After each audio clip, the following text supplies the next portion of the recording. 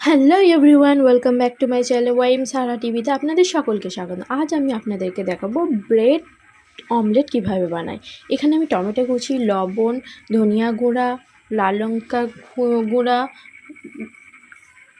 আর লঙ্কা কুচি, এখানে আমি 3টে ডিম নিয়ে নিয়েছি। ডিমেতে একটু পেঁয়াজ কুচি দিয়ে দিলাম, দিয়ে আমি ভালো করে মশলাটার সঙ্গে ফাটিয়ে নেব।